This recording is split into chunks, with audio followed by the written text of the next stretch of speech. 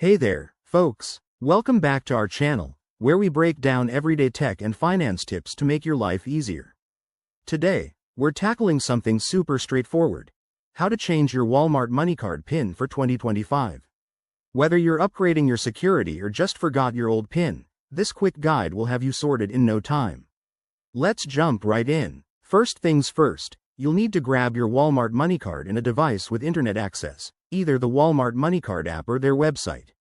Start by logging into your account. If you don't have an account yet, you'll need to create one using your card details.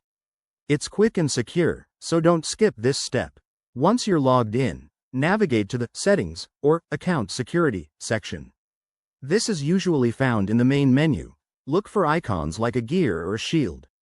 Here, you'll see an option to manage your PIN. Click on that, and it might prompt you to enter your current PIN for verification. This is just an extra layer of protection, so go ahead and type it in.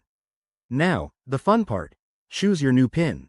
Make it something memorable but secure, like a mix of numbers and maybe a special date. You'll be asked to enter it twice to confirm, so double check for accuracy. After that, hit Submit or Confirm, and voila! Your PIN is updated. But wait, what if you run into issues?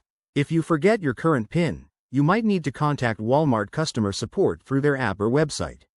They can help reset it, but remember, this could take a bit of time. Always keep your account info safe to avoid any hassles. And there you have it.